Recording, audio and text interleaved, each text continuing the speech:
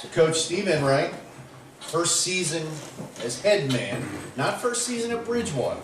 Right. So that's kind of, it's interesting. You came back, which is, I think, always really neat. You didn't start anywhere near here. We were talking beforehand. I mean, you're a New England guy. I am. I'm originally from Providence, Rhode Island. So I've been down here since 2015 when I came down to Bridgewater. So been in Virginia for a few years and excited to be back at Bridgewater for sure. So I asked Coach Davis about his career. What was your playing career like? So I played 1 year of college basketball. That was it. Mount Ida College, which is a Division III school outside of Boston, just about the size of Bridgewater. And got into coaching while I was still an undergrad. So I started out on the AU circuit and high school basketball while I was still an undergrad, and had some pretty good players in an AU program that exposed me to college recruiting in that world, and ended up deciding at that point to turn it into a career. So I volunteered at a Division III college, Endicott College, which is north of Boston, then was on staff at Mount Ida where I went, and from there to Pfeiffer, which at the time was Division II, Pfeiffer back home to the University of Rhode Island, URI to Bridgewater VMI, and then VMI back to Bridgewater. So it's been good. I've been fortunate to work for a lot of different bosses, a lot of different levels, and a lot of good coaches I've been around. So talk about the first trip to Bridgewater. What drew you here? Because Virginia wasn't on the radar yet. Right? No. I had actually I'd heard of Bridgewater because, like I said, when I was coaching AAU basketball, one of my players actually took an official visit to Bridgewater when Don Burgess was the head coach here. So I had heard of Bridgewater because of that. He ended up deciding to go to a different Division III, but he went there, and I remember looking at the school with him and talking through that option. But it was one of those things where Rhode Island, it was a pretty high level, Atlantic 10 Division I, it's good basketball, but I was one of the directors of basketball operations, so I wasn't on the floor coaching, and I wanted that experience, so I interviewed for a couple, low major Division I assistant jobs up north, and didn't get any of them, and decided, I said, you know what, I'm taking the first small college job I can get, and that's what Bridgewater was, and it was a great experience. I stayed for 3 years, and now I'm back, and I love my time here, as an assistant, and I'm really excited about my time here as a head coach as well. And then after you left Bridgewater, you did get a chance to again go back to Division I. You were at VMI for a year. What is it like at that school in Lexington? I've certainly been at W&L many of times, Sure. But not VMI. It's different, you very regimented, as people around this area would know. But like VMI is a special place. It's like you learn a lot there. Those kids are tough kids, mentally and physically. And I honestly, my 15 months working at VMI prepared me more to take this job now than I probably would have been had it just been a promotion from assistant to head coach. So I'm really fortunate for my time at VMI. It was good. Great people, great school. Not for everybody, but a great place nonetheless. What was the thought process when this job opened back up? Because it was kind of late. It was very late. Yeah. To make that decision. I mean, was it a hard decision, an easy decision? I mean, you weren't that far away. Lexington's just down the interstate. Yeah, I mean, the only reason it was a hard decision was because of how I felt about VMI. It was like I got really close with my head coach there, Coach Dan Earl, who I learned a ton from as a mentor to me. Gave me a lot of responsibility and helped me certainly become a better basketball coach. And I had recruited most of the freshman class, really all the freshman classes there now, so I felt bad kind of ditching those kids before really getting to coach them, particularly going through the rat line and all that stuff at VMI. So that was the only thing that made it a hard decision, was the loyalty piece and feeling comfortable in the situation I was in. But I feel a certain way about Bridgewater. My experience at Bridgewater was nothing but positive as an assistant, and got a lot of great relationships, a lot of people that are still in this room, that I was able to build relationships with as an assistant, so it was not difficult for me to come back here and take on this new challenge. Now, the roster this year is a little different. than last year. I mean, if you compare last year to this year, you're not going to put too many check marks next to similar names. What type of a challenge does that bring on? You know, it's going to be interesting to see how we can develop some guys because you know I've got the crop of seniors that I'm familiar with, and you know they're good kids who have stuck it out here and have done well and have gotten better. But I've got some younger guys that I'm excited about. You know, mainly two sophomores, and Liam Caswell and Kellen Hodge, that I think are going to be good, and you know, freshman Jaleel Langston, who I think is going to be good. You know, so I'm looking forward to developing those guys to see what we can look like in the next 2 or 3 years. You know, when those guys are upperclassmen. You know, so this year is going to be about trying to implement a new system. We're going to play different offensively than we played in the past for sure. Try to be better on that side of the ball and try to put a big premium on skill development. You know, like we had a good day of individual workouts today. We got guys in the gym, and I'm very partial to guys that get in the gym. I tell the guys that all the time.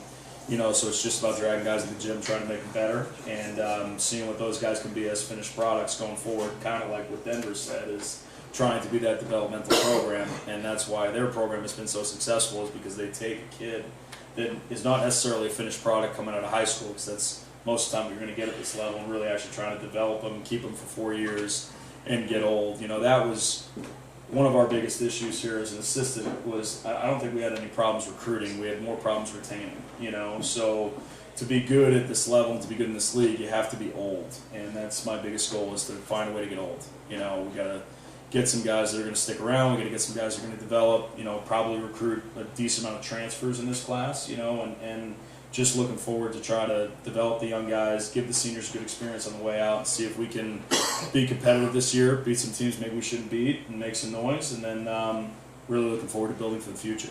You know, I told you when we were talking before tonight, I said I took a look after some folks had left, and I said, gosh, you lost 58% of your scoring. That's a lot. Then you go out and score 101 points the other night. Yeah, I think that has a lot to do with the way Montclair played defense. You know, like we scored 101 points, and we also had 24 turnovers. So you can imagine if we had 10 turnovers, we might have scored 135 points. But you know, like that was a tougher game because it's funny, and we were talking about this a little bit earlier. Like, I felt good about our offense that day. The ball was popping, and you know, we were getting good shots. We were making shots. The guys were into it. Guys were up, but depth is a concern for us. You know, so what ended up happening is we, like I said, had 24 turnovers, and only 7 of those came in the first half. So the second half, once guys started to get tired, it's hard to get guys that are producing for us out of the game. You know, and that's going to be a big challenge for me this year, is trying to find guys rest, you know, like guys that can produce for us. Like Chandler Murray was awesome in that game. I mean, he's 5'10" guard, he got 13 rebounds. He was fantastic, but I couldn't get him out of the game, you know, and he started to get tired, and that's when we started to turn the ball over. You know, but you know, Marymount was a little bit different team. Like they get India, they denied passing lanes, and we had problems offensively in that game, and I think part of that was our fatigue from the Montclair game. But you know, I think we have good days. We have not so good days practice-wise, you know, in terms of looking at our team and what we're doing offensively. And like I said, that's the side of the ball I'm trying to, you know, boost as much as I can. You know, and we're continuing to get better. So I was proud of a lot of things in the Montclair game, particularly the way we competed. So I'm looking forward to see what we can do in these 2 home games this week. I can't tell you how many new coaches I've spoken to who say, all right, here's what I want to do. Yeah. My roster's not created that way right now, sure, but this is my plan. And 9 times out of 10, they want to press, and they just don't have the bodies for whatever reason and that sort of thing. So your style's dictated by that personnel. Yeah, I like pace, and I like to push the ball and play in transition. And you know, the trend of the game right now is to play smaller. Like if you look at the NBA and what the Warriors were doing, and like the traditional back to the basket, like 2 big men. You know, like I don't know if Charles Oakley's playing in today's NBA. You know what I mean? And I'm a Knicks fan, so I love Charles Oakley. But like you know, it's a different game now, so I prefer the smaller game. But you know, I've only got a couple guards, you know, that I can go. You know, so we've got some bigger guys actually that can play a little bit, like you know, like Kellen Hodge I mentioned, Dave Rangrier I mentioned, Liam Caswell I mentioned, like those guys are more front court guys. So, you know, when I took the job, I had a different outlook of what I like and what I'm used to teaching, and we're going to have to play a little bit differently this year. But no matter what offense you're running, you know, for me, like we were, you know, in the bottom couple in the league in both turnover margin and field goal percentage. You know, so I think if we can fix our ball security and fix our shot selection, you know, we'll have a better chance to score more points, regardless of what offense we're running. So that's been really what I've been trying to preach going forward, regardless of our sets and our lineups and all that. You mentioned Davion Greer. People are obviously familiar with him. Yeah. But some of the other guys who were on the team last year, you didn't see a lot of exposure. You mentioned twice Kellen Hodge and Liam Caswell. Yeah. We really didn't get to see those guys Yeah. very much last year, but I sense you're expecting they'll play major roles. Liam's going to be really good. You know, he's from a really small high school, Ocracoke Island. You know, his graduating class was 6, you know, kids. So like, he didn't, you know, we went out there and got him. So he's used to not having an upper class. Yeah, so he was like, you know, it was an interesting situation recruiting him. You know, but I'm really excited about him. You know, development wise, he's big. He can shoot the ball. He's tough. He plays the right way. I think he's got a chance to be a really good player in this league for 4 years. And then, you know, Kellen is just solid, consistent. Like struggled to get on the floor last year. Had to do some things to improve his body. You know, just get stronger, get in better shape. And I think he's done that. Like both those guys came back significantly better than they were last year, which is what should happen. You know, from freshman to sophomore year. And Jaleel Langston, the freshman forward from Nansemond River, he's been awesome. You know, like plays really, really hard. You know, he's very simple in a good way. You know, like he doesn't overcomplicate things. He's a 2-3 dribble guy. He's a good rebounder. He shot fakes around the rim. He's a good finisher, and he can make an open 3. So I'm excited about him for sure.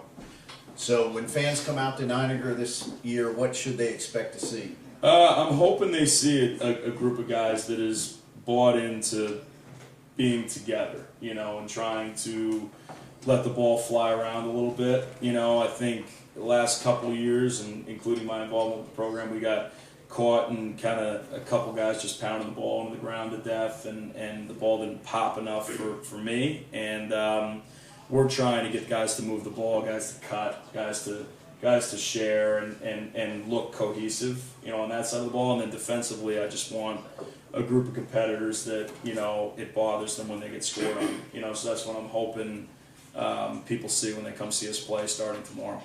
Men's basketball coach Steve Enright. Thanks, man. Thank you.